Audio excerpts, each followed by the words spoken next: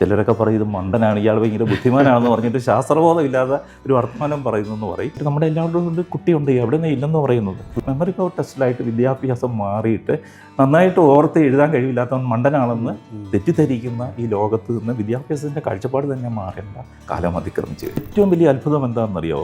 നമ്മൾ മനുഷ്യരാണ്. ശരീരത്തിനകമൊന്ന് പരിശോധിച്ച് നോക്കിയാൽ നമ്മൾ അത്ഭുതമാണ്. ചോദ്യത്തിന് പലതാണ് ഉത്തരം. പല, പക്ഷേ അൾട്ടിമേറ്റ്ലി ഒരു ഞാനേ ഉള്ളൂ.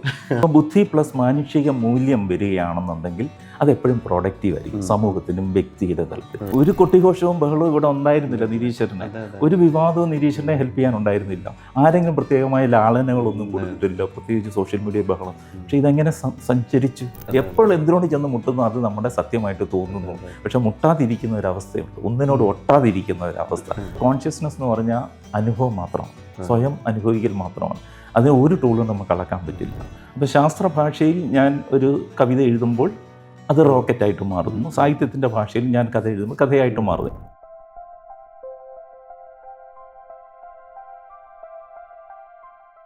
Asia's first e literature festival മാഡിസം ഒരുക്കുന്ന ഈ സാഹിത്യോത്സവത്തിൻ്റെ 1ാം പതിപ്പിൽ ഇന്ന് നമ്മളോടൊപ്പം ഇരിക്കുന്നത് VJ ജെയിംസ് ആണ്.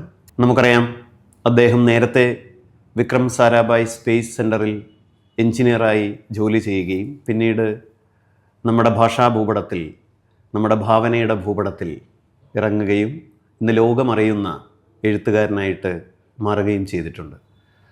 സാഹിത്യവും ശാസ്ത്രവും 2 വഴികളിലൂടെയാണ് സഞ്ചരിക്കുന്നതെന്ന് തോന്നുമെങ്കിലും യഥാർത്ഥത്തിൽ രണ്ടും സത്യത്തെയും മനുഷ്യാവസ്ഥയെയും സൂക്ഷ്മമായി അന്വേഷിക്കുന്ന ഇടം തന്നെയാണ്. ഒന്ന് വസ്തുനിഷ്ഠമായ കാര്യങ്ങളെ നോക്കിക്കാണുന്നു, മറ്റൊന്ന് വികാരങ്ങളെയും അനുഭൂതികളെയും അനുഭവങ്ങളെയും ഒക്കെ ചേർത്ത് വെക്കുകയും ചെയ്യുന്നു. ഇപ്പോൾ സാറിൻ്റെ വാച്ചിൽ എനിക്ക് തോന്നുന്നത് 11:30 മണിയാണ്. എൻ്റെ വാച്ചിൽ ഇപ്പോൾ 6:15. ആൻറ്റി ക്ലോക്ക് എഴുതിയ ഒരാളോടാണ് എൻ്റെ ചോദ്യം. നമ്മൾ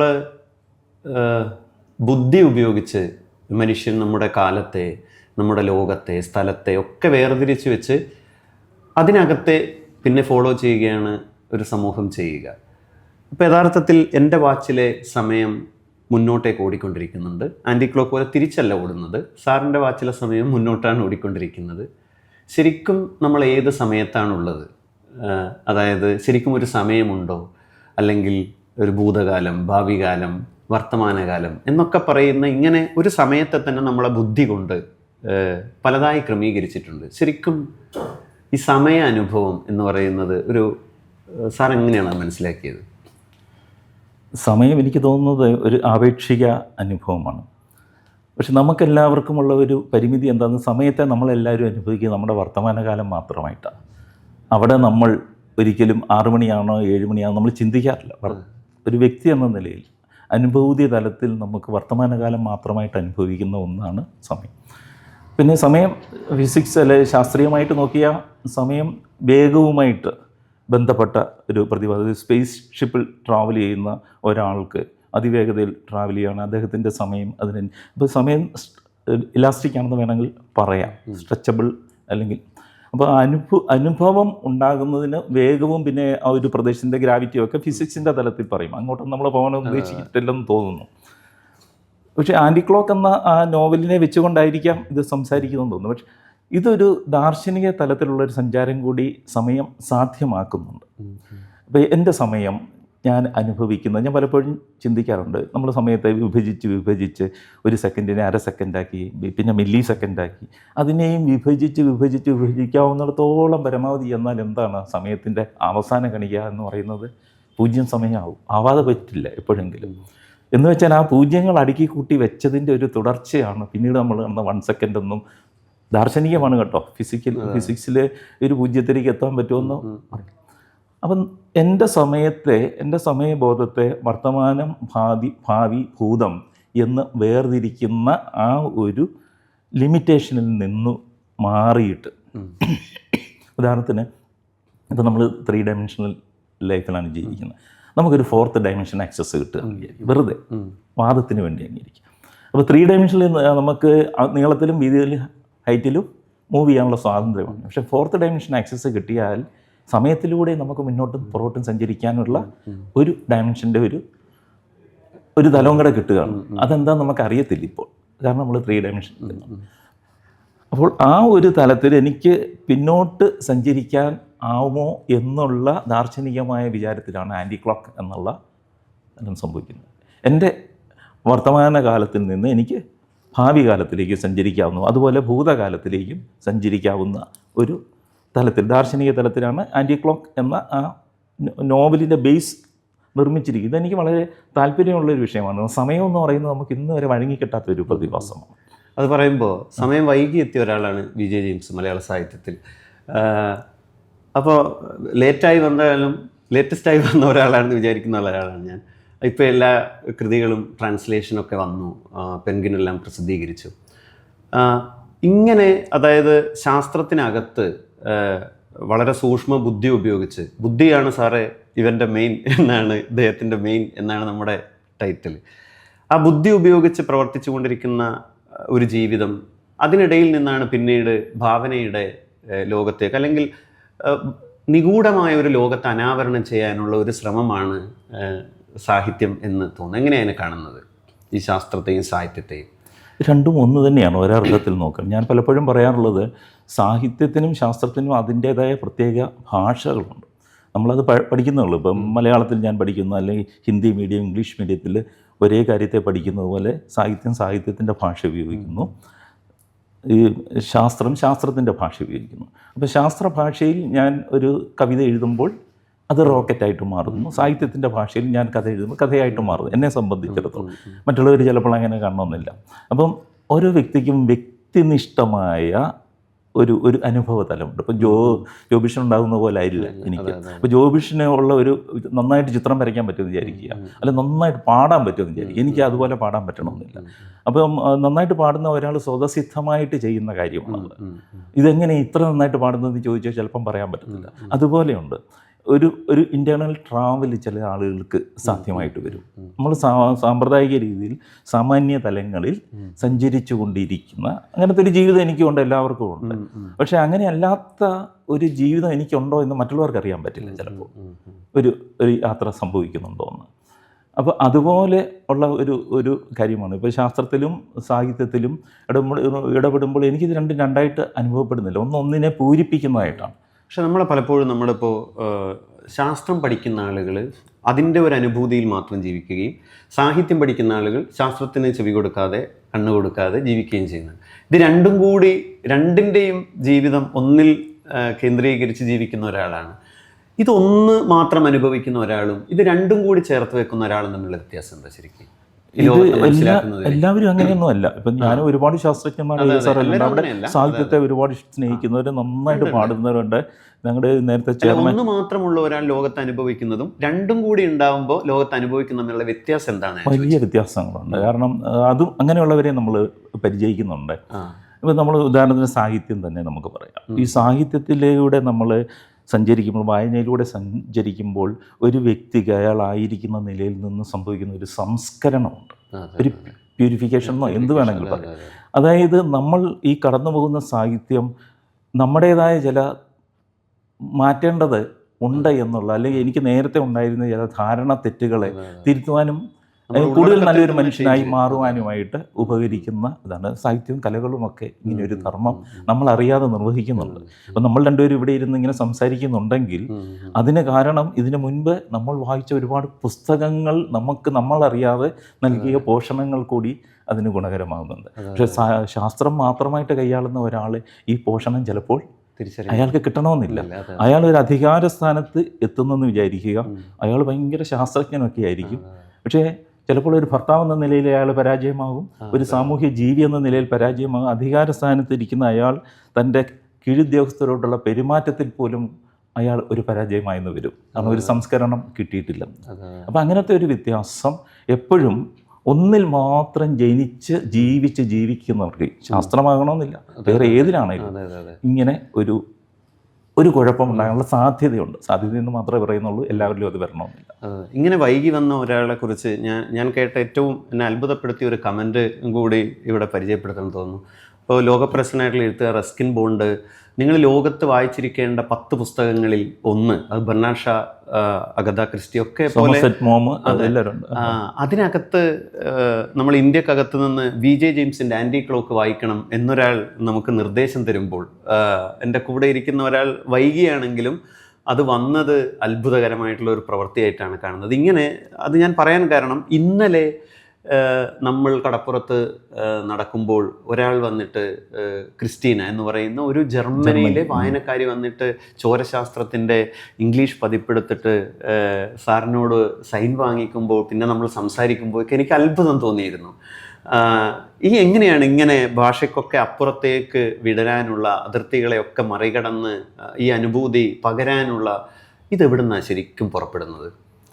അതിന് ഞാൻ ചെറുപ്പം മുതലേ, അല്ലെങ്കിൽ അക്ഷരത്തോട് ഇടപെടുന്ന കാലം മുതൽ എൻ്റെ മനസ്സിലൊരു വിചാരമുണ്ട്, ഈ അക്ഷരം എന്ന് പറയുന്ന ഒരു ശക്തി ഉണ്ടെന്ന്. ഇപ്പം നമ്മുടെ ഉള്ളിൽ സ്വയം പ്രവർത്തിക്കുന്ന എന്തൊക്കെയോ ശക്തികൾ സ്വയം പ്രവർത്തിച്ചുകൊണ്ടിരിക്കുന്നതുകൊണ്ടാണല്ലോ നമ്മുടെ വീട്ടിൽ നിന്ന് സംസാരിക്കുന്നത്, ശ്വാസം എടുക്കുന്നതും എല്ലാം സംഭവിച്ചുകൊണ്ടിരിക്കും. എന്ന് പറഞ്ഞതുപോലെ ഒരു സ്വയം വ്യാപന ശക്തി അക്ഷരത്തിനുണ്ടെന്ന് ഞാൻ വിചാരിക്കുന്നു. അപ്പോൾ അക്ഷരത്തിന് അതിന് സ്വയം സഞ്ചരിക്കുവാനായിട്ടാവും. അപ്പോൾ ആൻറ്റി ക്ലോക്ക് അദ്ദേഹത്തിൻ്റെ കയ്യിൽ എത്തുമെന്ന് പോലും നമ്മൾ അറിയുന്നില്ല, ഒരിക്കലും യാതൊരു കാരണവശാലും അറിയുന്നു. പക്ഷെ അദ്ദേഹം അത് വായിക്കുവാനായിട്ട് നിമിത്തമാകണമെങ്കിൽ എന്തൊക്കെയോ രീതിയിൽ അത് അവിടെ എത്തിച്ചേരണമല്ലോ. അത് അദ്ദേഹം വായിക്കുന്നു, ഇങ്ങനെ ഒരു കമൻറ്റ് പറയുന്നു. ആ കമൻറ്റ് പറഞ്ഞ് വേറൊരാൾ ഫോർവേഡ് ചെയ്യുമ്പോഴാണ് ഞാനിത് കാണുന്നത് തന്നെ, ഇങ്ങനൊരു സംഭവം നടന്നു. അത് അക്ഷരത്തിൻ്റെ വ്യാപന ശക്തിയാണ്. ഈ നമ്മൾ ഇന്നത്തെ കാലത്ത് കാണുന്നുള്ളൂ സാധാരണഗതിയിൽ, ഇപ്പോൾ സാഹിത്യത്തിലായാലും ഒരു പ്രോഡക്റ്റ് നമ്മൾ വേറൊരാളുടെ മുൻപിൽ കൂടുതൽ അവതരിപ്പിച്ച് അത് വളരെ നല്ലതാണെന്ന് ഇങ്ങനെ അവരെ പറഞ്ഞ് ബോധിപ്പിച്ച് നിങ്ങളിത് വായിക്കണം, അല്ലെങ്കിൽ ഇത് വാങ്ങിക്കണം, ഉപയോഗിക്കണം എന്ന് പറഞ്ഞ് ഒരു ക്യൂരിയോസിറ്റി ക്രിയേറ്റ് ചെയ്യുന്നു. ആദ്യം വിസിബിലിറ്റി ഉണ്ടാക്കുന്നു. വിസിബിലിറ്റിയിലൂടെ വായനക്കാരൻ അല്ലെങ്കിൽ വാങ്ങിക്കേണ്ട ആൾ ഒരു ക്യൂരിയോസിറ്റി ക്രിയേറ്റ് ചെയ്യുന്നു. ആ ക്യൂരിയോസിറ്റിയിൽ നിന്ന് അയാൾ ഒരു നിമിഷത്തിൽ ഇതിനെ വാങ്ങുന്നു, ഉപയോഗിക്കുന്നു. ഇതൊരു പുതിയ ഒരു സംസ്കാരമാണ്, സോഷ്യൽ മീഡിയ സംസ്കാരത്തിൽ, അല്ലെ ആധുനിക സംസ്കാരം. എന്നാൽ നമ്മൾ വളരെ ജനപ്രിയമായിട്ടുള്ള കൃതികൾക്കും ഈ സംസ്കാരം ഒരുപാട് ഗുണം ചെയ്യുന്നുണ്ട്. ഇതിനൊന്നും തെറ്റാന്നുള്ള രീതിയിലാണ് പറയുന്നത്. എന്നാൽ ഇങ്ങനെയുള്ള അതല്ലാത്ത ചില പ്രോഡക്ട്സുകളുണ്ടാവും, ഒരുപാട് ഇതിനുള്ള അഡ്വർടൈസ്മെൻറ്റ്സ് ഒന്നും കാണത്തില്ല, പക്ഷെ അതിനെ തേടി ചെല്ലുന്നവരുണ്ട്. അതിൻ്റെ ക്വാളിറ്റി ഇന്നതാണെന്ന് മനസ്സിലാക്കിക്കൊണ്ട് തേടി ചെല്ലുന്നവരുണ്ട്. ഇതിൻ്റെ പബ്ലിസിറ്റി എന്ന് പറയുന്നത് ആ പ്രോഡക്റ്റ് ഉപയോഗിച്ച ആൾ വേറെ ആളോട് പറയുന്നതിലായിരിക്കും അതിൻ്റെ പബ്ലിസിറ്റി എന്ന് പറയുന്നത്. അതുപോലെ പുസ്തകങ്ങൾക്കുമുണ്ട് ഇതുപോലെ. ഇതൊരു അത്ഭുതം സംഭവിച്ചതുപോലെയാണ് സാർ ഇപ്പം പറയുന്നത്. അതായത് നമ്മൾ ഈ ഇരിപ്പിൽ അടുത്ത ശ്വാസം എടുക്കുന്നതിനൊക്കെ നമുക്കറിയാത്ത ഏതോ ഒരു നിഗൂഢമായ എന്തൊക്കെയോ സാന്നിധ്യങ്ങൾ നമുക്കറിയില്ല. വളരെ ശാസ്ത്രബോധമൊന്നും പറയേണ്ട കാര്യമല്ല, ഇത് നാച്ചുറലാണ് അല്ലേ. വളരെ ശാസ്ത്രബോധമുള്ള ഒരാളുടെ ജീവിതത്തിലേക്ക്, അല്ലെ എഴുത്തുകാരൻ്റെ ജീവിതത്തിലേക്ക് എനിക്ക് നോക്കിയപ്പോൾ ഒരുപാട് അത്ഭുതം ഫീൽ ചെയ്തിരുന്നു. അതിൽ ഒന്നാമത്തെ അത്ഭുതം എന്ന് പറയുന്നത്, ഈ പുറപ്പാടിൻ്റെ പുസ്തകം, പുറപ്പെട്ട് വന്ന ആ പുസ്തകം, ആ നോവൽ എഴുതിയപ്പോൾ എവിടെയും അത് പ്രസിദ്ധീകരിക്കാനുള്ള വഴികളോ, അത് MTക്ക് അയച്ചു കൊടുക്കുന്നു, MT തൊട്ടടുത്ത മാസം മാതൃഭൂമിയിൽ നിന്ന് രാജിവെക്കുന്നു. പക്ഷെ അത് പ്രസിദ്ധീകരിക്കാനുള്ള ഇടം കണ്ടെത്താത്തൊരു സന്ദർഭത്തിലാണ് ആരോ പഴംപൊരിയോ മറ്റോ തിന്ന്, അല്ലെങ്കിൽ അതിൻ്റെ കൂടെ പേപ്പർ ട്രെയിനിൽ നിന്ന് കിട്ടുകയും DC ബുക്സിൻ്റെ രജത ജൂബിലി നോവൽ മത്സരം എന്ന് ആ പേപ്പറിൽ നിന്ന് കണ്ട് ആ അഡ്രസ്സിലേക്ക് അയച്ചു കൊടുക്കുന്നു. ഇതൊരു അത്ഭുതമായിട്ടാണ് എനിക്ക് തോന്നിയത്. അതിനകത്ത് നിന്ന് അത് പുരസ്കരിക്കപ്പെടുന്നു. വിഖ്യാത അരുന്ധതി റോയിൽ നിന്ന് അതിന് സമ്മാനം വാങ്ങിക്കുന്നു. OV വിജയന്റെ സാന്നിധ്യം ഉണ്ടായിരുന്നു. വിജയനാണ് അതിന്റെ ശില്പം രൂപകൽപ്പന ചെയ്തത്. അതിന്റെ അപ്പോൾ ഞാൻ പറയുന്നത്, നമുക്ക് മനസ്സിലാക്കാൻ പറ്റാത്ത, അതായത് ഈ എഴുത്തുകാരൻ പുറപ്പെട്ടയിടത്ത് നിൽക്കേണ്ടതല്ല, അയാൾക്ക് ഇത്രയും സഞ്ചാര യോഗ്യമായ ദൂരങ്ങൾ ഇനിയുമുണ്ട് എന്ന് തോന്നിക്കാൻ പാകത്തിൽ പ്രകൃതി പ്രവർത്തിക്കുന്നത് പോലെ ഫീൽ ചെയ്തിട്ടുണ്ടോ? ഉണ്ട്. എനിക്ക് ഈ അത്ഭുതം നമ്മളതിനെ പലതിനെയും നമ്മൾ പറയേണ്ടതില്ലെന്ന് തോന്നുന്നു. എങ്കിലും ഏറ്റവും വലിയ അത്ഭുതം എന്താണെന്നറിയാമോ? നമ്മൾ മനുഷ്യരാണ്. ഈ മനുഷ്യൻ എന്ന ആ ഒരു നിലനിൽപ്പിനെ മൊത്തത്തിലൊന്ന് ശരീരത്തിനകമൊന്ന് പരിശോധിച്ച് നോക്കിയാൽ നമ്മൾ അത്ഭുതമാണ് നിർവചിക്കാനാണ്. അപ്പോൾ അത് പ്രകൃതിയെ സംബന്ധിച്ചിടത്തോളം അത് സ്വാഭാവികതയാണ്. ആ സ്വാഭാവികത എന്താണെന്ന് തിരിച്ചറിയാനാവാതെ മാറി നിന്ന് നോക്കുന്ന നമ്മളെ സംബന്ധിച്ചിടത്തോളം അത്ഭുതമാണ്. ഇപ്പൊ ഈ DC ബുക്സിന്റെ കാര്യം പറഞ്ഞില്ലേ, നമ്മളെ സംബന്ധിച്ചിടത്തോളം ചില യാദൃച്ഛികതകൾ ഒത്തു വന്ന് ചേർന്ന് അവിടെ കൊണ്ട് നമ്മളെ എത്തിക്കുകയാണ്. നമ്മൾ എത്ര കണ്ട് ചിലപ്പോൾ കൈകാലിട്ടടിച്ചാലും ചിലപ്പോൾ സംഭവിക്കാത്ത ചില കാര്യങ്ങൾ വളരെ യാദൃശ്ചികമായിട്ട് ഈസി ആയിട്ട് സംഭവിക്കുന്നതായിട്ട് കാണാം. അവിടെയാണ് എന്നെ സംബന്ധിച്ചിടത്തോളം ഈ അന്വേഷണം തുടങ്ങുന്നത്. ആ, അപ്പം നമുക്കൊരു ചോദ്യമായിട്ട് വരികയാണല്ലോ, അതെ അതെ ഒരു അത്ഭുതമായിട്ട് തോന്നുകയാണ്. ആ. അത്ഭുതം എന്ന് തോന്നുന്നതിൻ്റെ പിന്നിലുള്ള ശാസ്ത്രം അറിഞ്ഞു കഴിഞ്ഞാൽ നമ്മളെ സംബന്ധിച്ചിടത്തോളം അത്ഭുതമല്ല. അതെ അതെ അതെ ഇത് അറിയുന്നിടം വരെ ഉള്ളൂ ഈ തത്വം. അപ്പോൾ ആ തത്വത്തെ നമ്മൾ അന്വേഷിച്ച് പോകുന്ന സമയത്താണ് ഇതിൻ്റെയും ഉത്തരം നമുക്ക് കിട്ടണം. അവിടെയാണ് വാസ്തവത്തിൽ ഈ ആൻറ്റിക്ലോക്ക് പോലുള്ള നോവലും നിരീശ്വരൻ പോലുള്ള നോവലുകളും സംഭവിക്കുന്നത്. അതൊരു അന്വേഷണമാണ്. പെട്ടെന്ന് പിടിതരുന്നില്ലെന്ന് നമുക്ക് തോന്നുന്നവയിലേക്ക് കടന്നു ചെല്ലാൻ.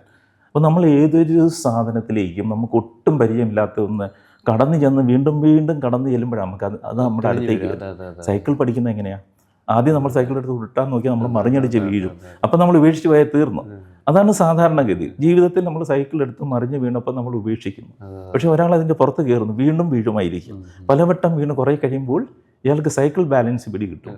സൈക്കിളിൽ ബാലൻസ് ചെയ്യേണ്ട ഇയാൾക്ക് അഭ്യാസങ്ങൾ കാണിക്കാൻ പറ്റും. തലകുത്തി മറിയുന്നു, എന്തെല്ലാം സർക്കസ് അഭ്യാസം. നോക്കിയാൽ ആദ്യത്തെ വാക്യം എഴുതിയ ഒരു വി ജെ ജെയിംസ് ഉണ്ടാവും ജീവിതത്തിൽ. സാഹിത്യം എന്ന് തോന്നിത്തുടങ്ങിയ ഒരു നിമിഷം അവസാനം എഴുതിയ ഒരു വാക്യമുണ്ടാവും. അത് ചിലപ്പോൾ ഇന്നലെ രാത്രി ആയിരിക്കാം, അല്ലെങ്കിൽ കഴിഞ്ഞ ദിവസങ്ങളിലായിരിക്കാം. ഇപ്പോൾ ആ സൈക്കിൾ ബാലൻസുകാരനെ പോലെ വളരെ ഫ്രീ ആയിട്ട് എഴുതാൻ പറ്റുന്ന തരത്തിലാണ് വാക്യങ്ങൾ പ്രവർത്തിക്കുന്നത്. കുറച്ച് തീർച്ചയായിട്ടും ആദ്യത്തിൻ്റെ അത്രയും ശ്രമകരമായിരിക്കില്ല. എന്നാൽ പ്രശ്നം എന്താണെന്ന് വെച്ചാൽ ഈ വാക്യം വരണമെങ്കിൽ ചിലപ്പം ഭയങ്കര പാട്. നമ്മൾ വെറുതെ അവിടെ ഇരുന്ന് കൊടുത്ത് ഇത്ര സമയം മുതൽ ഇത്ര സമയം വരെ എഴുതുക, അങ്ങനെ എഴുതുന്നവരുണ്ട്, സാധിക്കുന്നവരുണ്ടായിരിക്കാം.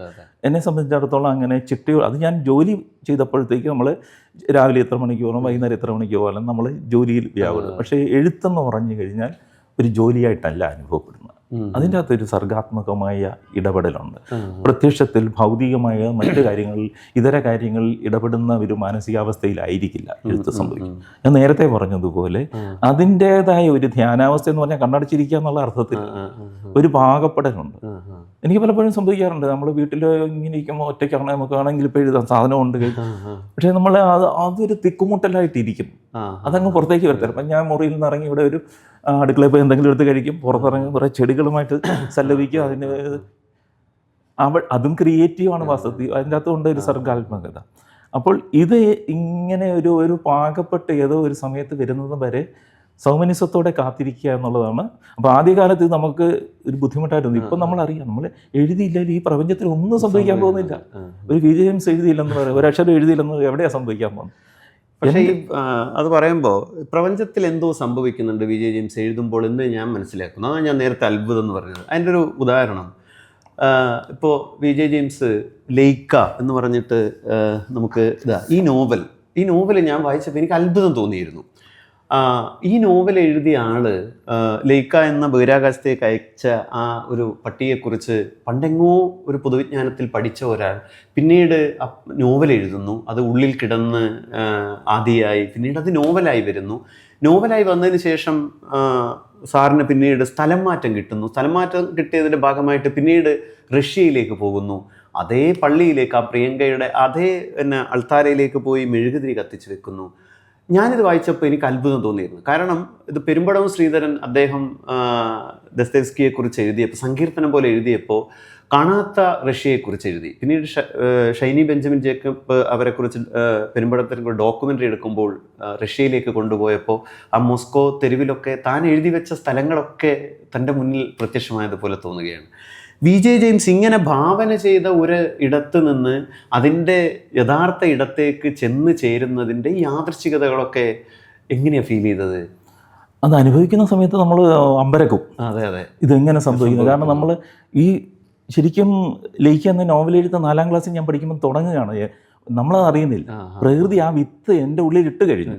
ആ പേര് ഞാൻ കാണാതെ പഠിക്കുന്നത് അപ്പോൾ അതിൻ്റെ ഉള്ളിൽ കിടക്കുന്നുണ്ട്. പിന്നീട് എന്നെ ആ ഒരു ചിന്ത വിചാരിക്കും, എങ്ങനെ ഈ പട്ടി ബഹിരാകാശം സഞ്ചരിച്ച് ചിറകുണ്ടായിരുന്നു. അന്നത്തെ കാലത്ത് റോക്കറ്റൊന്നും അറിയത്തില്ലല്ലോ. ഈ സംശയം കിടക്കുന്നു. ഇതേക്കുറിച്ച് പിന്നീടുള്ള വായനകളിലൊക്കെ ഇത് എന്നോട് അറ്റാച്ച് ചെയ്ത് കിടക്കുന്നു. എന്നിട്ട് VSS ഞാൻ എഞ്ചിനീയറായി ബഹിരാകാശ ഗവേഷണ കേന്ദ്രത്തിൽ എഞ്ചിനീയറായി ചെല്ലുന്നു. ടെക്നിക്കലായിട്ടുള്ള മാറ്റം നമുക്ക് ലൈബ്രറിയിൽ നിന്നാണ് അന്നൊക്കെ എല്ലാം പഠിക്കുന്നത്. അങ്ങനെ വായിക്കുമ്പോൾ ഒരു ടെക്നിക്കൽ ജേർണലിൽ ലെയ്ക്കയുടെ ആ പരീക്ഷണം സ്പുട്നിക് 2 വിട്ട ആ പരീക്ഷണത്തിൻ്റെ ഫുൾ ഡീറ്റെയിൽസ്, ടെക്നിക്കൽ ഡീറ്റെയിൽസ് ആണ് കൊടുക്കുന്നത്. അപ്പോൾ അവിടെയുള്ള ഒരു എഞ്ചിനീയർ എന്ന നിലയ്ക്ക് എനിക്ക് ഭയങ്കര കൗതുകമായിരിക്കും ആ ടെക്നിക്കലി അവർ എങ്ങനെ ഇത് ചെയ്യുന്നത്. കാരണം റോക്കറ്ററി വർക്ക് ചെയ്യുന്നു. ആ കൗതുകം ഉള്ളിൽ കടന്ന് അത് വായിക്കുമ്പോൾ ആദ്യമായിട്ട് ഞാൻ ലെയ്ക്കയുടെ ഫോട്ടോ ആയിട്ട് ഞാൻ കാണുകയാണ്. പിന്നീട് ഇത് വായിക്കുമ്പോൾ എൻ്റെ ഉള്ളിൽ നമ്മുടെ ഉള്ളിലെ ബുദ്ധി കൊണ്ട് നമ്മൾ അതിൻ്റെ ടെക്നോളജിയെ ആസ്വദിക്കുന്ന സമയത്ത് തന്നെ ഹൃദയം കൊണ്ട് നമ്മൾ വികാരപരമായിട്ട് ഇതിനോട് ഹൃദയം കൂടി ഉണ്ടല്ലോ. നേരത്തെ ചോദിച്ച ചോദ്യത്തിന് ഉത്തരമാണ്. ശാസ്ത്രം മാത്രം കൈയാളുന്ന ഒരാൾക്ക് ബുദ്ധിയേ ഉണ്ടാകത്തുള്ളൂ, ഏതാണ്ട് 100%. അയാളുടെ ഹൃദയം ചിലപ്പോൾ മന്ദീഭവിച്ചു പോകും, ചിലപ്പോൾ എന്നാ പറയുന്നത്, എല്ലാവരുടെയും അല്ല. അപ്പോൾ അങ്ങനെ അല്ല, അത് വായിക്കുന്ന സമയത്ത് എൻ്റെ ഹൃദയം പ്രവർത്തിക്കുന്നു. ആലോചിക്കുകയാണ്, അതായത് ഒരു നായയാണ്, നമ്മളെ സംബന്ധിച്ചുള്ള നായയ്ക്കൊരു പ്രത്യേക ജീവനൊന്നും ഒരു നായയല്ലേ, അതിനെ പിടിച്ച് മേലോട്ട് അയക്കുക, തിരിച്ചു കൊണ്ടുവരാൻ ടെക്നോളജി ഇല്ല. അത് അവിടെ നിന്ന് ചൂടെടുത്ത് കത്തിയെരിഞ്ഞ് ചത്തുപോകും.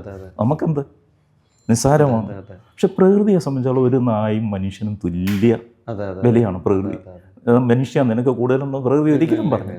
അപ്പോൾ ആ ഒരു രീതിയിൽ നൈതികതയുടെ ഒരു അംശം വെച്ച് നോക്കുമ്പോൾ നമ്മൾ ചിന്തിച്ചു പോകും, ഈ തിരിച്ചു കൊണ്ടുവരാനുള്ള ആ ടെക്നോളജിയും കൂടെ കണ്ടുപിടിച്ചതിന് ശേഷം ഇവർക്ക് ഇതിനെ വേണേൽ അയക്കാമായിരുന്നല്ലോ.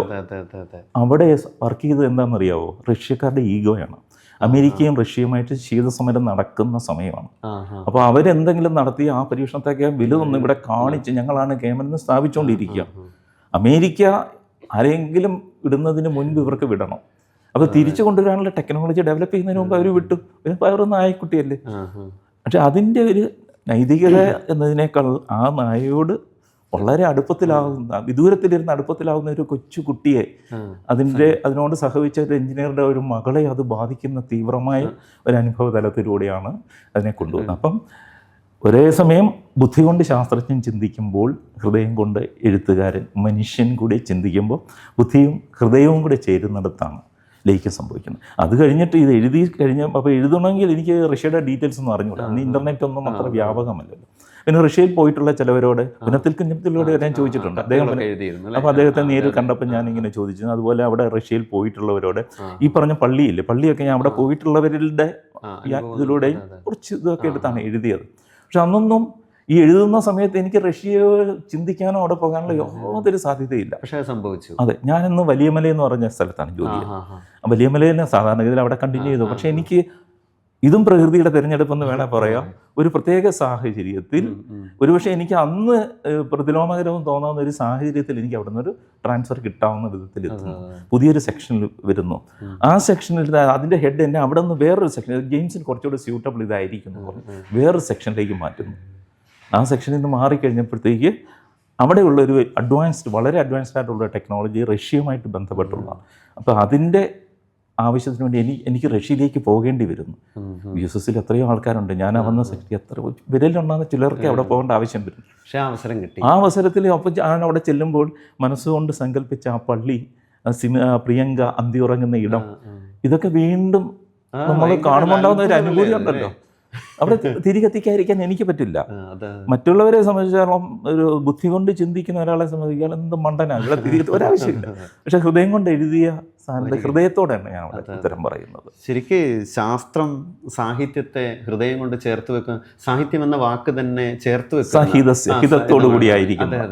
ആ ചേർത്ത് വെപ്പിൽ പൊതുവേ നമ്മൾ ആധുനിക മനുഷ്യൻ എന്ന് പറഞ്ഞാൽ മനുഷ്യന്മാരെ ചേർത്ത് വെച്ച് മനുഷ്യൻ ലോകത്തെ കാണുക, അത് തന്നെ പുരുഷൻ ലോകത്തെ കാണുക. ആ സ്ഥലത്ത് നിന്നാണ് പ്രകൃതിയിലേക്ക് വിടരുന്ന ഒരു ഭാവന, എല്ലാത്തിനെയും ചേർത്ത് വെക്കണം എന്ന ഭാവന ഉണ്ടാകുന്നത്. അത് ഭയങ്കരമായ ഈ ചേർത്ത് വെപ്പിൻ്റെ ഒരു പ്രത്യക്ഷ ഉദാഹരണമാണ്. അപ്പോൾ അത് പറഞ്ഞപ്പോഴാണ് ഇപ്പോൾ ലൈക്ക ഒരു കുട്ടി കേന്ദ്ര കഥാപാത്രമായിട്ടുണ്ട്. ഒരു ചെറിയ കുട്ടി ഒരു വിജയ് ജെയിംസിൻ്റെ അകത്തുണ്ട് എന്നാണ് ഞാൻ വിചാരിക്കുന്നത്. വലിയ ബുദ്ധിമാന്മാർ പ്രവർത്തിക്കുന്ന ലാബുകളിലും അതിൻ്റെ സയൻറ്റിസ്റ്റുകളോടൊപ്പം പ്രവർത്തിക്കുന്ന ഒരാൾ, അതേസമയം ഏറ്റവും ഒരു കുട്ടിയോട്, ഐൻസ്റ്റീനോ മറ്റോ ആരോ പറഞ്ഞതായിട്ട് ഞാൻ ഓർക്കുകയാണ്, അതായത് നിങ്ങൾക്കൊരു കാര്യം ഏറ്റവും നന്നായി അറിയണമെങ്കിൽ ഒരു 6 വയസ്സുകാരന് അത് ഏറ്റവും നന്നായിട്ട് പറഞ്ഞു കൊടുക്കാൻ നിങ്ങൾക്കത് പറ്റുമ്പോഴാണ് നിങ്ങൾക്കൊരു കാര്യം ഏറ്റവും നന്നായി അറിയുന്നത്. ആ നിലയിൽ നോക്കിയാൽ ലൈക്ക നമുക്ക് കുട്ടികൾക്കും വലിയവർക്കൊക്കെ അത്ഭുതകരമായ ഒരു സാഹിത്യ സൃഷ്ടിയാണ്. ഇതിലേക്ക് വന്നാൽ കിനാവ് എന്ന് പറയുന്നത് കുട്ടികൾക്ക് വേണ്ടി എഴുതിയതാണ്. ഇപ്പോൾ ഒരേ സമയം അത്ര ബുദ്ധിമാനായ അല്ലെങ്കിൽ ബൗദ്ധികമായ ഒരിടത്ത് ജീവിച്ചു കൊണ്ടിരുന്ന ഒരാൾ ഏറ്റവും ഒരു കുട്ടിയോട് അടുത്ത് ചേർത്ത് നിർത്തി ഇങ്ങനെ ഇൻറ്റിമസിയോടുകൂടി സംസാരിക്കാൻ ഭാഷയിലൂടെ പറ്റുന്നത് എങ്ങനെയാണ്? അതൊരു ബുദ്ധിയുടെ ഏത് ഇതായിട്ടാണ് കാണുന്നത്? ഈ ബുദ്ധി എന്ന് അധികം പറയുന്നത് ഞാൻ വലിയ ബുദ്ധിമാനമായിട്ട് എനിക്ക് തന്നെ തോന്നുന്നില്ല.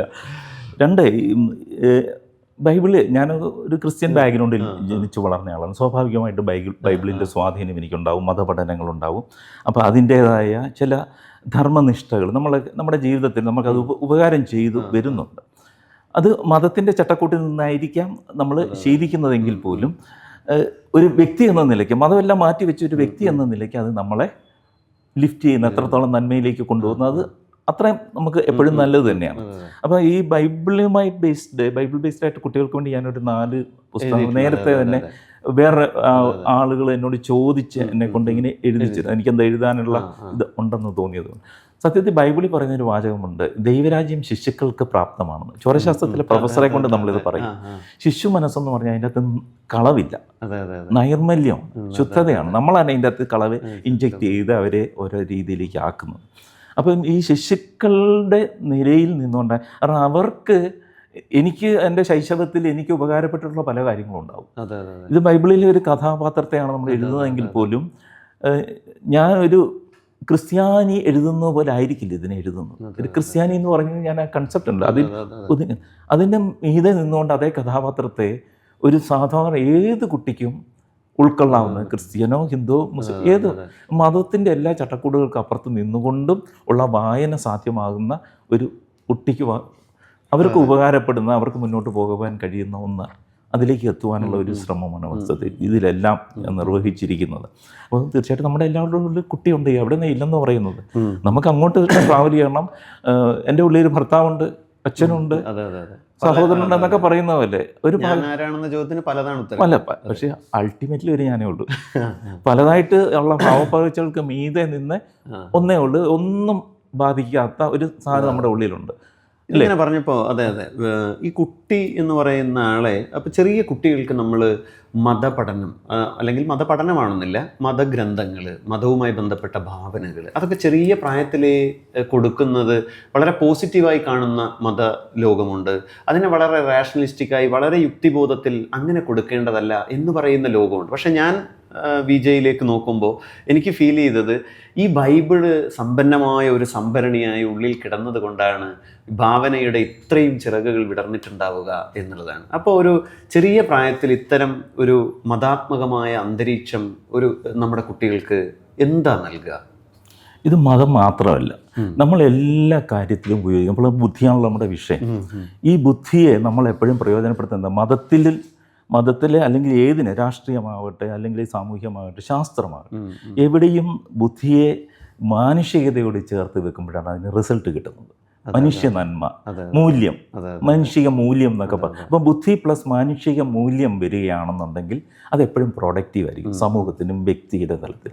ഇതേ ബുദ്ധിയോട് ചേർന്ന് ഇതിൻ്റെ മാനുഷിക മൂല്യത്തെ അങ്ങോട്ട് മാറ്റിയിട്ട് അതിൻ്റെ അത് കുറച്ച് കാപട്യം നമ്മൾ എന്തെങ്കിലും സ്വാർത്ഥത കലർത്തി കഴിയുമ്പോൾ സംഗതി വേറൊന്നായി മാറി, അപകടകരമായിട്ട് മാറും.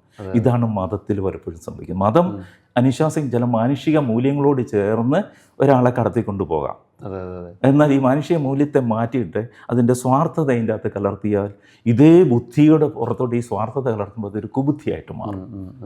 ഇതെല്ലായിടത്തും കാണാം. നമുക്ക് മതത്തിൽ കാണാം, രാഷ്ട്രീയത്തിൽ കാണാം, സാഹിത്യത്തിൽ കാണാം, ശാസ്ത്രത്തിൽ കാണാം. അപ്പോൾ എവിടെ ചെന്ന് കഴിഞ്ഞാലും ഈ ഒരു എലമെൻറ്റിനെ നമ്മൾ ശ്രദ്ധിക്കണം. അപ്പോൾ ഈ മതാത്മകമായിട്ടുള്ള പഠനം എന്നെ സംബന്ധിച്ചിടത്തോളം ഞാനൊരു പഠനമായിട്ട് എനിക്ക് ഒരിക്കലും അത് ഒരു ദോഷമായിട്ട് അത് ഭവിച്ചു കേട്ടോ എനിക്ക് ഒരു അനുഭവമില്ല. എനിക്ക് എല്ലാവരും ഉള്ളു എൻ്റെ എക്സ്റ്റൻഷൻ തന്നെയാണ്, തുടർച്ച തന്നെയാണ് എല്ലാം എന്നുള്ള അനുഭവ തലത്തിൽ എത്താനായിട്ട് ഒരു പ്രയാസം ഉണ്ടെങ്കിൽ ആ ഒരു കാഴ്ചപ്പാട് ഉള്ളിൽ അതുകൊണ്ടാണല്ലോ ദത്താഭാരം പോലുള്ള നോവലും നിരീശ്വരം പോലുള്ള നോവലും എഴുതുന്നത്. പ്രത്യക്ഷത്തിലുള്ള ഈ വൈരുദ്ധ്യങ്ങൾ, ഈ മതാത്മകമായ വൈരുദ്ധ്യങ്ങളൊക്കെ സൃഷ്ടിച്ച ഈ ബുദ്ധിക്ക് മേൽ സ്വാർത്ഥത കലർത്തി അതിനെ മതം കൊണ്ട് വിഭജിച്ചാൽ ചിലപ്പോൾ രാഷ്ട്രീയമായ ഗുണം ഉണ്ടാകുന്നവരുണ്ടാവാം, അല്ലെങ്കിൽ അധികാരം കൊണ്ടുള്ള ഗുണം ഉണ്ടാകുന്നവരുണ്ടാകും.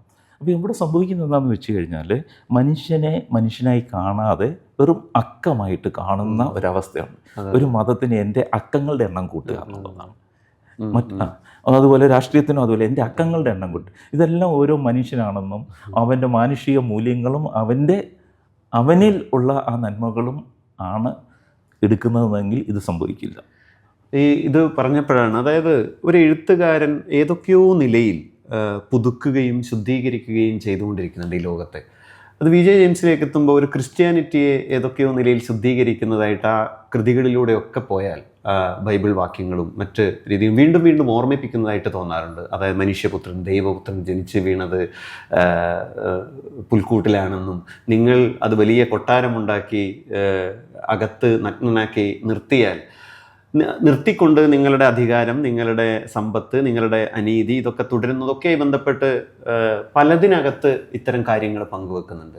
യഥാർത്ഥത്തിൽ ഒരു ശുദ്ധീകരണ പ്രവൃത്തി അറിയാതെ സംഭവിക്കുന്നതാണോ അതോ അബോധത്തിൽ ഉള്ളതാണോ? എങ്ങനെയാണത്? അല്ലെ ബോധപൂർവം ഉള്ളതാണോ? ഇല്ല, ഇതൊരു ശുദ്ധീകരണ പ്രവൃത്തി എന്നൊന്നും ഞാൻ പറയുന്നില്ല.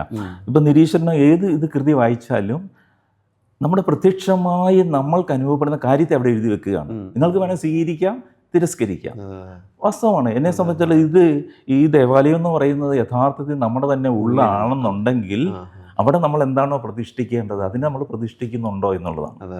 കരുണ, സ്നേഹം, ദൈവത്തിൻ്റെ കരുണയും സ്നേഹവും എല്ലാം പറഞ്ഞിട്ട് ആ ദേവാലയത്തിനുള്ളിൽ ഇരുന്നുകൊണ്ട് പരസ്പരം അങ്ങോട്ടും ഇങ്ങോട്ടും അടിവെക്കുന്നവർ വരെ ഉണ്ട്. അപ്പോൾ എന്തിനാണ് നമ്മളവിടെ പ്രതിഷ്ഠിച്ച് വെച്ചിരിക്കുന്നത് എന്നുള്ള ചോദ്യം വരും. ഇത് വിമർശനം നമ്മൾ തന്നെ ചോദിക്കേണ്ടതാണ്. ഞാൻ എന്നോട് ചോദിക്കേണ്ട ചോദ്യങ്ങളാണ്. ഇപ്പം ഇതെല്ലാം ചോദ്യങ്ങളായിട്ട് അവിടെ നിൽക്കുകയും അതിൻ്റെ സാഹചര്യങ്ങളെ നമ്മൾ നിവർത്തിയിടുകയും ചെയ്യുമ്പോൾ ചിലയിടങ്ങളിൽ അത് കൊള്ളുന്നുണ്ടെങ്കിൽ അത് വിമർശനമായിട്ട് അവർക്ക് അനുഭവപ്പെടുന്നതാണ്. അല്ലാത്തവരതിൻ്റെ കാമ്പിനെ ഉൾക്കൊള്ളുകയാണ് ചെയ്യുന്നത്. അപ്പം ഞാൻ അടിസ്ഥാനപരമായിട്ട് ചെയ്യേണ്ടത് എന്താ, ഒരു സമൂഹത്തെ നമുക്ക് നന്നാക്കണമെന്ന് നമ്മൾ വിചാരിച്ചുകൊണ്ട് ഒരു എഴുത്തുകാരന് എഴുതാൻ പറ്റുമെന്ന് എനിക്ക് തോന്നുന്നില്ല. പക്ഷെ നമുക്ക് ആകെ ചെയ്യാവുന്നത് വായന എന്ന് പറയുന്നത് സ്വകാര്യതയുടെ ഏറ്റവും പൂർണ്ണതയിൽ സംഭവിക്കുന്നതാണ്. നമ്മുടെ മനസ്സും ഇന്ദ്രിയങ്ങളും എല്ലാം ചേർന്നതിലേക്ക് കോൺസെൻട്രേറ്റ് ചെയ്യുന്നതാണ്. അപ്പോൾ ആ വായനയിലൂടെ നമ്മൾ കടന്നു പോകുമ്പോൾ നമ്മളിപ്പോൾ ആയിരിക്കുന്ന അവസ്ഥയിൽ നമ്മൾ വേറൊരു അവസ്ഥയിലൂടെ ഇഴുകിച്ചേരല്ല. വ്യക്തിതലത്തിലാണ് പ്യൂരിഫിക്കേഷൻ. അപ്പോൾ ഇങ്ങനെ ഒരു തോട്ട് ഉള്ളിൽ വീണ് കഴിഞ്ഞാൽ അയാളുടെ ഉള്ളിലാണ് പ്യൂരിഫിക്കേഷൻ ഉണ്ടാകുന്നെങ്കിൽ ഉണ്ടാവേണ്ടത്. സമൂഹം എന്ന് പറഞ്ഞാൽ ഒരു വ്യക്തിയുടെ മാറ്റത്തിൽ നിന്നുണ്ടാകുന്നതാണ്. അടിസ്ഥാന ഘടകം ആണ് ചേഞ്ച് ആവേണ്ടത്. ലോകത്തിൽ ഇപ്പം നമുക്ക് ഏറ്റവും വലിയ പ്രശ്നം ഉണ്ടാക്കുന്ന ചിലപ്പോൾ ഒരാളായിരിക്കും. അധികാരത്തിൻ്റെ തലക്കനുള്ള ഒരാൾ വിചാരിച്ച ലോകം മുഴുവൻ നശിക്കും. ആ ഒരു വ്യക്തിയിൽ ചേഞ്ച് വന്നാൽ മതി, ലോകം മുഴുവൻ മാറും. അത് പറഞ്ഞപ്പോൾ ഈ സ്വകാര്യമായ അനുഭവിക്കുന്ന ആനന്ദം വായനയെക്കുറിച്ച് വിജയ് ജെയിംസ് എന്ന് പറയുന്ന ഒരാളുടെ സ്വകാര്യമായ ജീവിതം അല്ലെങ്കിൽ ആ ദൈനംദിനത്വം എനിക്കറിയാൻ ആഗ്രഹമുണ്ട്. അതായത് ഇങ്ങനെ വൈവിധ്യമുള്ള കൃതികൾ സൃഷ്ടിക്കുന്നു, ഭാവനയെ തേടിപ്പിടിച്ച് അല്ലെങ്കിൽ ഭാവന സംഭവിച്ച് പല കാര്യങ്ങൾ പഠിച്ചെടുക്കുന്നു. ഒരു ഭയങ്കരമായ പ്രയത്നം ആവശ്യമുണ്ട്. കേവലമായ ഭാവനക്കകത്തടയിരുന്ന് സംഭവിക്കുന്നതല്ല ഈ കൃതികളൊന്നും. ഈ പ്രയത്നവും ഒക്കെ എങ്ങനെയാണ് ഒരു ദിവസം രാവിലെ തുടങ്ങി ആ രാത്രി അവസാനിക്കുന്നത് വരെയുള്ള ആ ദൈനംദിനത്വത്തെക്കുറിച്ച് ഒന്ന് അറിയണമെന്ന് അതും തുറന്നു വെക്കണം. എഴുത്തുമായിട്ട് സംബന്ധിച്ചാണ് പറയുന്നതെങ്കിൽ ദിവസങ്ങൾ, മാസങ്ങൾ, വർഷങ്ങളൊക്കെ ചിലപ്പോൾ ഞാൻ എഴുതാതിരിക്കും. അത് നൈരന്തര്യം വെറും സർവ്വസാധാരണ മനുഷ്യനായിട്ട് ജീവിക്കുക എന്നുള്ളതാണ്. കാരണം സർവ്വസാധാരണത്വമാണ് ഏറ്റവും പ്രയാസമുള്ളതെന്നാണ് ഞാൻ. പക്ഷെ എന്ന് വെച്ച് ഞാൻ ആഗ്രഹിക്കുന്ന അതേ സർവ്വസാധാരണത്തിൽ എനിക്ക് ജീവിക്കാൻ പറ്റുന്നുണ്ടോ എന്ന് ചോദിച്ചാൽ ചിലപ്പം സാധിച്ചൊന്നും വരത്തില്ല. അത് നമ്മുടെ ഉള്ളിലുള്ള വാസനകൾ നമ്മളെ അങ്ങനെ നിർബന്ധിക്കും. സാധാരണ പോലുള്ള ജീവിതമാണ്, വേറെ എനിക്ക് പ്രത്യേകതയൊന്നുമില്ല. ഏറ്റവും ഇഷ്ടത്തോടു കൂടി ഞാൻ എല്ലാ കാര്യങ്ങളും ഇപ്പം രാവിലെ വേണമെങ്കിൽ വൈഫിന് ജോലിക്ക് പോകുമ്പോൾ ഭയങ്കര തിരക്കായിരിക്കും എല്ലാ കാര്യങ്ങളും. ഞാൻ അടുക്കളയിൽ കയറി പുള്ളിയെ സഹായിക്കുന്ന എനിക്ക് ഇഷ്ടത്തോടു കൂടി ചെയ്യും. ഇതിനെല്ലാം ഹെൽപ്പ് ചെയ്യുന്ന എനിക്ക് ഇഷ്ടമാണ്. ചെടികൾ എനിക്ക് ഭയങ്കര ഇഷ്ടമാണ്. പലവട്ടം ഞാൻ വെളിക്ക് ഇറങ്ങി ചെന്നു, കുറച്ച് സ്ഥലമുണ്ട്, പക്ഷെ അവിടെ എത്രയും മനോഹരമായിട്ട് ചെടികൾ വെക്കാമെന്നോ ഓരോ ചെടിയെ എനിക്കറിയാം, ഓരോ ചെടിയുടെ ഓരോ ശകരത്തെ എനിക്കറിയാം. അതെൻ്റെ ഒരു ഇഷ്ടമാണ്. ഇതിപ്പോൾ വേറെ ആരോടും പറയാനോ അല്ലെങ്കിൽ വേറെ ആരെയും ബോധിപ്പിക്കാനോ അല്ല. നമ്മുടെ യഥാർത്ഥ ജീവിതം നമ്മൾ ആസ്വദിക്കുന്നത് വേറെ ആരെയും ബോധിപ്പിക്കാനല്ലാതെ ജീവിക്കുമ്പോഴാണ്. ഇത് അതുപോലെ ഇങ്ങനെയൊക്കെ ജീവിക്കുമ്പോഴും ഇപ്പോൾ ദത്താപഹാരം ഒരു പണ്ടെങ്ങോ എഴുതി വെച്ച ഒരു കഥയാണ് പിന്നീട് വളർന്ന് ദത്താപഹാരം എന്ന നോവലിലേക്ക് വരുന്നത്. ലേഖ എന്ന് പറയുന്നത് നേരത്തെ പറഞ്ഞ 4ാം ക്ലാസ്, ഇങ്ങനെ ഒരുപാട് ബീജങ്ങൾ ഒരാളുടെ ഉള്ളിലുണ്ടാവും. ഒന്നിനകത്ത് കോൺസെൻട്രേറ്റ് ചെയ്ത് മറ്റതൊക്കെ ഇങ്ങനെ കിടക്കുകയാണ്.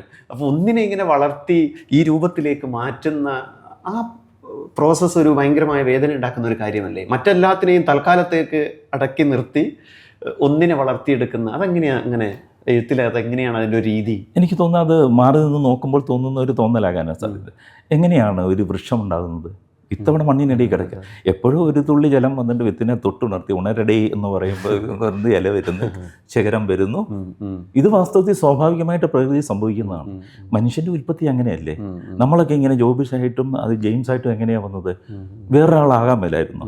3.5 കോടിയോളം ബീജങ്ങളിൽ ഒരണ്ടൻ ഏതോ ഒരെണ്ണത്തിനെ സെലക്ട് ചെയ്യുമ്പോൾ ഉണ്ടാകുന്നത്. അത്രയും ചാൻസ് ഉണ്ട് നമുക്ക്. അതായത് കേരളത്തിലെ ജനസംഖ്യയിലെ അത്രയും ബീജങ്ങൾക്കിടയിൽ നിന്ന് ഒരാളെ തിരഞ്ഞെടുത്ത ചാൻസില്ല നമ്മളായത്. ആരാണ് ഇത് തിരഞ്ഞെടുത്തത്? ഞാനാണ്. എൻ്റെ മാതാപിതാക്കളുടെ മകനായിട്ട് ഞാൻ ജനിക്കാതെ എന്തുകൊണ്ട് അദാനിയുടെ മകനായിട്ട് ഞാൻ ജനിച്ചിട്ട് എന്തൊരു അപ്പോൾ ഈ തെരഞ്ഞെടുപ്പ് നമുക്കുള്ളതല്ല. പ്രകൃതി ഇത് തന്നെയാണ്, പ്രകൃതി തന്നെയാണ് എഴുതുന്നത്. പ്രകൃതി കഥയെല്ലാം എഴുതിയിട്ടിരിക്കുകയാണ്. അതേ ഉള്ളൂ, ഞാൻ ടൂളാണ്. BJ ജെയിംസ് എന്നുള്ള പേനയാണ്. പ്രകൃതി കഥ എഴുതിയിട്ടിരിക്കുകയാണ്. പേനയോട് ഇത് രചിക്കാൻ പറയുന്നു, നമ്മൾ രചിക്കുന്നു. അതിൻ്റെ അത് ഇടയ്ക്ക് വെള്ളം ഫില്ല് ചെയ്യുന്നു എന്നൊക്കെ പറയുന്ന പോലെ ഉള്ളു വാസ്തവത്തിൽ. ഇത് കുറച്ച് ദാർശനികമായിട്ട് ഫിലോസഫിക്കലായിട്ട് പറയുന്നതായിട്ട് തോന്നുമെങ്കിൽ പോലും ആഴത്തിൽ ചെന്നാൽ ഇതിങ്ങനെ തന്നെയാണ്. പിന്നെ ശാസ്ത്രത്തിലൂടെ നമ്മൾ ചെല്ലുമ്പോഴും ബോധ്യപ്പെടുന്നത് ഇതിങ്ങനെയാണ്, സംഭവിച്ചു കിടക്കുകയാണല്ല. നമുക്ക് സമയത്തിന് മുന്നോട്ട് പോകാനുള്ള കഴിവില്ലാത്തതൊന്നും കാണാൻ പറ്റില്ല. ഈ പുസ്തകത്തിൽ ഇപ്പം ഇത് തുറന്നു, 1-ാം പേജ് തുറന്ന് 25-ാം പേജ് എന്താണെന്ന് അറിയാത്തത് കൊണ്ടാണ് നമുക്കതെന്താണെന്ന് അറിയാത്തത്. പക്ഷേ 25-ാം പേജ് അതിൽ സംഭവിച്ചു കിടക്കുകയാണ്. ഇത് പറഞ്ഞപ്പോൾ അതായത് VJ ജെയിംസ് എന്ന് പറയുന്ന ഒരാൾ 1-ാം ക്ലാസ്സിലേക്ക് പോയപ്പോൾ, അല്ലെങ്കിൽ ചങ്ങനാശ്ശേരി പള്ളിയിലേക്ക് പോയി ഇൻ്റർവെൽ സമയത്ത് തന്നെ പുസ്തകവും സ്ലേറ്റൊക്കെ എടുത്ത് പുറത്തേക്ക് ഓടിപ്പോവുകയും പിന്നീട് 2-ാം ക്ലാസ്സിൽ അവിടെ ചിന്നമ്മ ടീച്ചറുടെ ഒരു ശിഷ്യത്വത്തിൽ പിന്നീട് 1-ാം റാങ്ക് ഒന്നാമനായിട്ട് തന്നെ മുന്നോട്ട് പോയ ഒരാളാണ്. അപ്പോൾ ഒരാളുടെ ബുദ്ധിയെ ഡയറക്റ്റ് ചെയ്യുന്നതിൽ ഒരു ടീച്ചർ, അധ്യാപനം എന്നൊക്കെ പറയുന്ന അതിനെങ്ങനെയാണ് കാണുന്നത്? അതായത് ഒരു കുട്ടിയെ ഡയറക്റ്റ് ചെയ്യുന്നത്, നമ്മുടെ വിദ്യാഭ്യാസത്തിനുള്ള പങ്ക്, അതിൻ്റെ ഒരു ക്രിയേഷൻ, അതിൻ്റെ പിന്നാലെ ഡയറക്റ്റ് ചെയ്ത് അതിനെങ്ങനെയാണ് കാണുന്നത്? വിദ്യാഭ്യാസം, അധ്യാപനം എന്നൊക്കെ എനിക്ക് തോന്നുന്നത് നമ്മുടെ ഒരു സിസ്റ്റത്തിലാണ് നമ്മൾ പോകുന്നത്. ഒരു നല്ലൊരു അധ്യാപകനും ഉണ്ടായ ഒരു വിദ്യാർത്ഥിയുടെ മൊത്തം ജീവിതം മറിയുമെന്നുള്ളതിന് ഒരു ഉദാഹരണമാണ് ഇച്ചിരി മുമ്പ്. അപ്പോൾ 1-ാം ക്ലാസ്സിൽ ആദ്യ ദിവസം ഞാൻ ആരും അറിയാതെ, നമ്മുടെ അധ്യാപകനൊന്നും അറിയാതെ ക്ലാസ്സിൽ നിന്ന് ഇറങ്ങി മുങ്ങിയതാണ്. എന്നിട്ട് ഒളിച്ച് കുറേ നാൾ പുറത്തൊരു കാട്ടിലൊക്കെ ഒളിച്ചിരുന്ന്, എന്നിട്ട് നിർബന്ധപൂർവ്വം എന്നെ 2-ാം ക്ലാസ്സിൽ ചേർത്ത് 2-ാം ക്ലാസ്സിൽ തോറ്റുപോയി. ഒരു ക്ലാസ്സിലെ മണ്ടൻ. ആ വർഷം ഞാൻ മാത്രമേ തോറ്റുള്ളായിരുന്നു. അത് അടുത്ത വർഷം, അതായത് ഒരു വർഷത്തെ ഇതുണ്ടല്ലോ സർവീസുള്ള എന്നെ പിടിച്ച് ചിന്നമ്മ ടീച്ചർ മോണിറ്ററാക്കി. എനിക്കറിയത്തില്ല സംഭവിക്കുന്നത്. ആ ക്ലാസ്സിൽ പിന്നെ ഞാൻ ഫസ്റ്റാണ്. അപ്പോൾ എനിക്ക് ആ ഒരു പരിഗണന, ഒരു കുട്ടിക്ക് സാമ്പ്രദായികമായ രീതിയിൽ നോക്കിയിട്ട് മണ്ടനെന്ന് മറ്റൊരാൾ തള്ളിക്കളഞ്ഞ ഒരു കുട്ടിയെ ഒരു ടീച്ചർ പിടിച്ച് മോണിറ്ററാക്കുമ്പോൾ ഉണ്ടാകുന്ന ഒരു അത്ഭുതം, പിന്നീട് എല്ലാ ക്ലാസ്സിലും ഫസ്റ്റായിട്ട് കടന്നു വരുന്നു, എഞ്ചിനീയറിംഗിന് 3rd റാങ്കിൽ എത്തുന്നു. ഇങ്ങനെ ഒരു വിദ്യാഭ്യാസത്തിന് ആ തുടക്കമിട്ട ആ ഒരു നിമിഷമായിരിക്കും. അതുകൊണ്ട് എനിക്ക് എല്ലാ അധ്യാപകരോടും പറയേണ്ടത്, നിങ്ങൾ മോശക്കാരെന്ന് കരുതുന്ന പല വിദ്യാർത്ഥികളും വളരെ പ്രതിഭാശാലികളായിരിക്കും. അവരുടെ ഉള്ളിൽ പ്രതിഭകളുണ്ട്. അവരുടെ ആ പ്രതിഭകളെ നിങ്ങൾ പോസിറ്റീവായിട്ട് തട്ടി ഉണർത്തി അവരെ ആ രീതിയിൽ പൊക്കിക്കൊണ്ട് വരികയാണ്. അതായത് വിദ്യാഭ്യാസം എന്ന് പറയുന്നത് എന്താണ്? മെമ്മറി പവർ ടെസ്റ്റ് ചെയ്യലാണ്. ഒരു ചോദ്യം ചോദിക്കും, ഉത്തരം എഴുതാൻ അറിയാവുന്ന. അതിന് നമുക്ക് ഇന്നിപ്പം നമുക്ക് അതിൻ്റെ ആവശ്യമില്ല, ബുദ്ധി ആവശ്യമില്ല. ഒന്ന് ക്ലിക്ക് ചെയ്ത് നമുക്ക് എല്ലാ ചോദ്യങ്ങളും ഉത്തരങ്ങൾ കിട്ടും. അപ്പോൾ അതിനുള്ള ഒരു അഭ്യസനമായിട്ട് മെമ്മറി പവർ ടെസ്റ്റിലായിട്ട് വിദ്യാഭ്യാസം മാറിയിട്ട് നന്നായിട്ട് ഓർത്ത് എഴുതാൻ കഴിവില്ലാത്തവൻ മണ്ടനാണെന്ന് തെറ്റിദ്ധരിക്കുന്ന ഈ ലോകത്ത് നിന്ന് വിദ്യാഭ്യാസത്തിൻ്റെ കാഴ്ചപ്പാട് തന്നെ മാറേണ്ട കാലം അതിക്രമിച്ചു കഴിഞ്ഞു. മറ്റൊന്ന്, വളരെ വ്യത്യസ്തമായ അല്ലെങ്കിൽ വൈവിധ്യമുള്ള പ്രമേയങ്ങളാണ് സാറിൻ്റെ ലിറ്ററേച്ചർ മൊത്തം നോക്കിയാൽ നമുക്ക് കാണാൻ പറ്റുന്നത്. ഇനിയിപ്പോൾ ഈ ഭാവനയുടെ ലബോറട്ടറിയിൽ ഞങ്ങളറിയാതെ VJ ജെയിംസ് എന്തോ പണി ചെയ്തുകൊണ്ടിരിക്കുന്നുണ്ട്. ഇപ്പം ചെയ്തുകൊണ്ടിരിക്കുന്ന പണി എന്താ? പ്രകൃതി. എന്നെ സംബന്ധിച്ചുള്ള എഴുത്തിലുണ്ടല്ലോ, അതൊരു വളരെ അൺപ്രഡിക്റ്റബിൾ ആയിട്ടുള്ള ഒരു കാര്യമാണ്, അപ്രതീക്ഷിതത്വമാണ്. ഞാൻ നേരത്തെ പറഞ്ഞല്ലോ, ഇതിങ്ങനെ സംഭവിച്ച് പുറത്ത് വന്നാലേ എനിക്ക് എഴുതെന്ന് പറയാനായിട്ട് തോന്നുകയുള്ളൂ. ഉണ്ട് പല ഘട്ടങ്ങളിലായിട്ട് കിടക്കുന്ന, ചില മനസ്സിൽ രൂപപ്പെട്ട് കിടക്കുന്ന ഒരു എഴുത്തുകാരൻ്റെ മനസ്സെന്ന് പറയുന്ന ഒരു പണിശാലയായിരിക്കും, അലട്ടിക്കൊണ്ടിരിക്കുന്നതും വരാനിരിക്കുന്നതുമായ കാര്യങ്ങളൊക്കെ. അപ്പോൾ അവയൊക്കെ എപ്പോൾ പുറത്ത് വരുമെന്നൊന്നും എനിക്ക് കൃത്യമായിട്ട് പറയാനാവില്ല. അത് പ്രകൃതി നിശ്ചയിക്കട്ടെ എന്ന് ഞാൻ വിടുകയാണ്. അല്ലാതെ ഞാൻ ഇന്നത് എഴുതുകയാണ്, ഇന്നത് വരുമെന്നൊന്നും എന്തോ ഒരിക്കലും ഞാനത് ചെയ്യാറില്ല.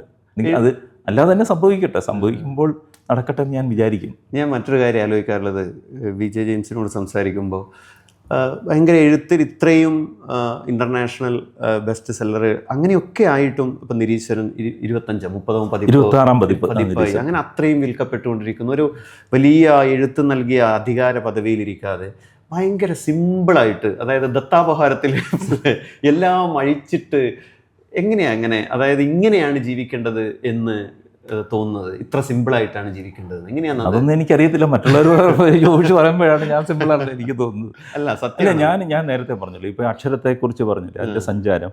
ഞാൻ എപ്പോഴും വിശ്വസിക്കുന്ന ഇതാണ്, അതായത് പ്രകൃതിയുടെ ഒരു വഴി എന്ന് പറയുന്നത്, ഇപ്പം എഴുത്തിനെക്കുറിച്ച് പറയുകയാണെങ്കിൽ, അല്ലെങ്കിൽ ലിറ്ററേച്ചറിനെ കുറിച്ച് പറയുകയാണെങ്കിൽ, സ്ലോ ലിറ്റററി സർവൈവൽ എന്ന് പറഞ്ഞൊരു ടൈം ഞാൻ വായിച്ചിട്ടുണ്ട്. സ്ലോ ലിറ്റററി സർവൈവൽ, അതായത് അത് പതുക്കെ പതുക്കെ നേറി പിടിക്കുകയായിരിക്കും. ഇപ്പോൾ ഒരു തീപ്പെട്ടിക്കുള്ളി വരച്ച് കത്തും അതോടുകൂടി അത് തീരും. നമ്മൾ എത്ര വലിയ ബഹളങ്ങൾ ഉണ്ടാക്കി ഒരെണ്ണം പ്രതിഷ്ഠിച്ച് വെച്ചാലും. പക്ഷേ പ്രകൃതി ഈ സ്ലോ ആയിട്ട് ചിലതിനെ പ്രോഗ്രസ് ചെയ്ത് വിടും. ഇപ്പോൾ നിരീശ്വരൻ 26 പതിപ്പുകൾ വന്നു. ഒരു കൊട്ടിഘോഷവും ബഹളവും ഇവിടെ ഉണ്ടായിരുന്നില്ല നിരീശ്വരനെ. ഒരു വിവാദവും നിരീശ്വരനെ ഹെൽപ്പ് ചെയ്യാൻ ഉണ്ടായിരുന്നില്ല. ആരെങ്കിലും പ്രത്യേകമായ ലാളനകളൊന്നും കൊടുത്തിട്ടില്ല, പ്രത്യേകിച്ച് സോഷ്യൽ മീഡിയ ബഹളം. പക്ഷേ ഇതെങ്ങനെ സഞ്ചരിച്ചു? അത് അതിൻ്റെ ആ സ്ലോ ലിറ്റററി സർവൈവിലൂടെ അത് കടന്നു. പ്രപണ്ട് പുസ്തകം 25 വർഷം കഴിഞ്ഞിട്ട് ഇപ്പോഴും ന്യൂജൻ വായിച്ചു തുടങ്ങിയിട്ടുണ്ട്. ഇപ്പോൾ പലരും എന്നെ വന്ന് കാണുമ്പോൾ ആ ഒരു അനുഭവം പറയുന്നുണ്ട്. അപ്പോൾ അവരിലേക്ക് അത് സ്ലോ ആയിട്ട് പ്രോഗ്രസ് ചെയ്ത് പോകുന്നുണ്ട്. നമ്മളത് അവസാനിക്കാൻ പോവുകയാണ്. അപ്പോൾ എനിക്ക് ചോദിക്കാനുള്ളത്, ഈ ഭൂമിയിൽ നിന്ന് വിജയ് ജെയിംസ് വിട്ടുപോകുമ്പോൾ ശാസ്ത്രമോ സാഹിത്യമോ ഏതെങ്കിലും ഒന്നെടുക്കാം എന്നിവിടെ നിന്നെങ്കിലും ഒരു നിർദ്ദേശം കിട്ടിയാൽ ഏതെടുത്തുകൊണ്ടായിരിക്കും ഭൂമിയിൽ നിന്ന് പുറപ്പെട്ടു പോവുക? ഇത് വലിയൊരു, ഇതിനെ ഞാൻ കുറച്ച് ദാർശനികമായിട്ട് സമീപിച്ചാൽ, ഇത് ഭൗതികമായ ചോദ്യമാണ്, ഇത് രണ്ടിൽ ഏതെടുക്കുമെന്നുള്ളത്. ദാർശനികമായിട്ട് സമീപിച്ചു കഴിഞ്ഞാൽ വിട്ടുപോകലില്ല എന്നൊരവസ്ഥയാണ് ഞാൻ എൻ്റെ അന്വേഷണത്തിൽ. മരിച്ചവരാരും മരിക്കുന്നുമില്ല. മരിക്കുന്നില്ല. അവിടെ നമുക്ക് സാഹിത്യവും ശാസ്ത്രവും ഒന്നും കൂടെ പോരാനുമില്ല. ജോബിഷ് ജോബിഷ് എന്ന പേരിടുന്നതിന് മുമ്പുള്ള ജോബിഷ് എന്താണോ, ആ ജോബിഷിൻ്റെ ഒരു അധ്യാപകനില്ല, സാഹിത്യമില്ല, ശാസ്ത്രമൊന്നും ഇല്ലാത്ത ഒരു സാധനം ഉണ്ടല്ലോ. നമ്മൾ റിലേറ്റീവായിട്ടല്ലേ ഇതിനെല്ലാം. എപ്പോഴും എന്തിനോട് ചെന്ന് മുട്ടുന്നു അത് നമ്മുടെ സത്യമായിട്ട് തോന്നുന്നു. പക്ഷെ മുട്ടാതിരിക്കുന്ന ഒരവസ്ഥയുണ്ട്, ഒന്നിനോട് ഒട്ടാതിരിക്കുന്ന ഒരവസ്ഥ. ഈ ഒട്ടാതിരിക്കുന്ന അവസ്ഥയിലാണ് നമ്മളെല്ലാവരും ഉള്ളത്. അപ്പോൾ സമയത്തിൻ്റെ ഒരു നൈരന്തര്യത്തിൽ ചെറിയൊരു 2 ബിന്ദുക്കൾ ഇട്ടിട്ട് ജനനം മരണവും നമ്മൾ അടയാളപ്പെടുത്തുന്നു എന്നുള്ളതല്ല. സമയം അതിൻ്റെ തുടർച്ച കണ്ടിന്യൂ തുടർന്നുകൊണ്ടിരിക്കും എന്ന് പറഞ്ഞതുപോലെ ഈ ഞാൻ എന്ന ബോധമുണ്ടല്ലോ, അത് പ്രകൃതി ബോധമായിട്ട് നമ്മൾ എന്തെങ്കിലും തിരിച്ചറിയുകയാണ്. അതിൻ്റെ ഒരു നൈരന്തര്യമാണ്. ആരും ഒരിടത്തും വിട്ടുപോകുന്നില്ല എന്നാണ് ഞാൻ പറയും. ചിലരൊക്കെ പറയും ഇത് മണ്ടനാണ്, ഇയാൾ ഭയങ്കര ബുദ്ധിമാനാണെന്ന് പറഞ്ഞിട്ട് ശാസ്ത്രബോധം ഇല്ലാതെ ഒരു വർത്തമാനം പറയുന്നു എന്ന് പറയും. അങ്ങനെയല്ല, നിഗൂഢമായി കിടക്കുന്ന ലോകമാണ്. കാരണം ശാസ്ത്രത്തിന് അതിൻ്റെ ടൂളും സ്ട്രക്ചറും ഉപയോഗിച്ച് പ്രൂവ് ചെയ്താൽ മാത്രമേ ചിലപ്പം കോൺഷ്യസ്നസ് ബോധം എന്ന് പറയുന്നത്, ശാസ്ത്രത്തിന് ആ ടൂൾ ഉപയോഗിച്ച് പ്രൂവ് ചെയ്താലേ ശാസ്ത്രത്തിന് അക്സെപ്റ്റ് ചെയ്യാൻ പറ്റും. ശാസ്ത്രത്തിൻ്റെ കുഴപ്പമല്ല, കോൺഷ്യസ്നസ്സിൻ്റെ കുഴപ്പമല്ല. പക്ഷേ കോൺഷ്യസ്നസ് എന്ന് പറഞ്ഞാൽ അനുഭവം മാത്രമാണ്, സ്വയം അനുഭവിക്കൽ മാത്രമാണ്. അതിന് ഒരു ടൂളും നമുക്ക് അളക്കാൻ പറ്റില്ല. നമ്മൾ സമയത്തിലാണ് തുടങ്ങിയത്, സമയം അവസാനിക്കുന്നു നമുക്ക് തന്നെ. എന്തായാലും ഒരുപാട് ഇതെനിക്ക് നമ്മളെ സംബന്ധിച്ച് നല്ല സമയമായിട്ട് ഞാൻ കാണുന്നു. മറ്റൊരു സമയത്ത് നമുക്ക് വീണ്ടും ഇരിക്കാം എന്ന് തോന്നുന്നു. ഈ സമയത്തിന് നന്ദി, സന്തോഷം.